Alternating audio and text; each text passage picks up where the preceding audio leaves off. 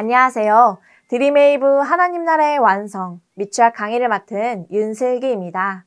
오늘 저와 함께 9단원 5과 복음으로 새롭게 되었어요를 살펴보도록 하겠습니다. 이번 과에 읽을 말씀은 사도행전 19장 8절에서 20절입니다. 바울이 에베소에서 하나님의 말씀을 전했습니다. 에베소는 선교를 위해 전략적으로 중요한 도시였습니다. 바울은 이곳에서 주의 말씀을 분투하며 전했고 그 결과 주의 말씀이 흥왕하여 세력을 얻는 놀라운 일이 일어났습니다. 바울은 회당에서 석 달 동안 담대하게 하나님 나라에 대해 강론했습니다. 바울은 로마가 통치하는 나라에서 하나님의 나라를 선포했습니다. 바울이 주의 말씀을 선포할 때 모든 사람이 경청한 것은 아니었습니다. 바울이 전한 말씀을 듣고도 마음이 굳어 바울을 비방하는 사람도 많았습니다. 그러나 바울은 더욱 담대히 주의 말씀을 선포했습니다.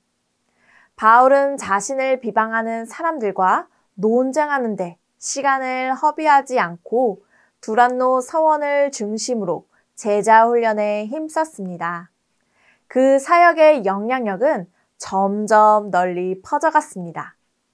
바울을 통해 주의 말씀의 실제가 눈으로 보였습니다. 12절 말씀에 기록되었습니다. 심지어 사람들이 바울의 몸에서 손수건이나 앞치마를 가져다가 병든 사람에게 얹으면 그 병이 떠나고 악귀도 나가더라. 이 현상이 얼마나 놀라운 일인지 유대의 제사장 스게와의 아들 7명이 바울을 따라했다가 도리어 악귀에게 곤욕을 치르는 일도 벌어졌습니다. 마술하던 사람들이 스스로 책을 가지고 와서 사람들 앞에 불살라 버렸는데 그 책값이 무려 은 5만이나 되었습니다.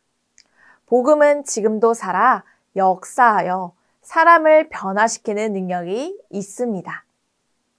이러한 말씀을 통해 우리가 오늘 기억해야 하는 원포인트는 복음으로 새롭게 되었어요입니다.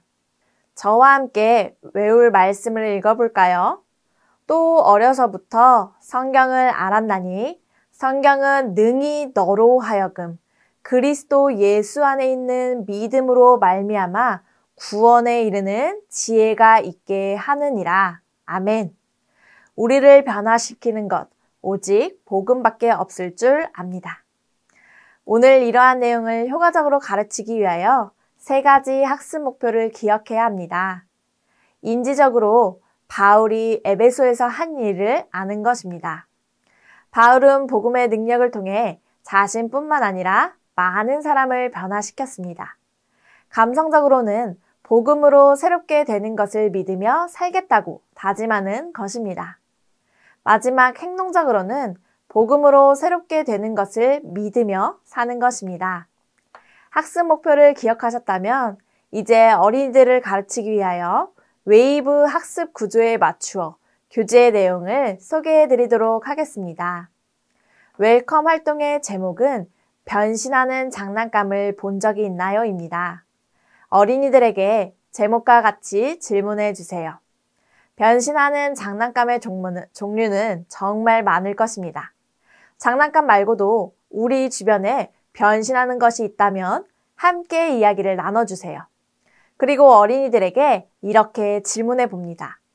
친구들, 혹시 사람도 변신할 수 있다는 사실을 아나요?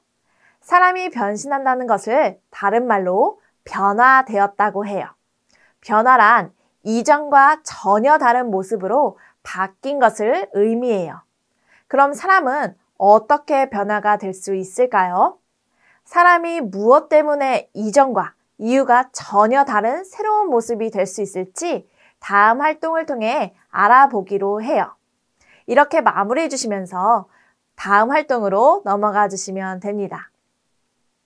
이번 어드벤처 활동은 다른 그림 찾기입니다. 그림을 보며 함께 말씀을 나누신 후에 다른 그림 찾기 활동을 해주시면 됩니다. 바울은 에베소에서 와서 복음을 전하기 시작했습니다.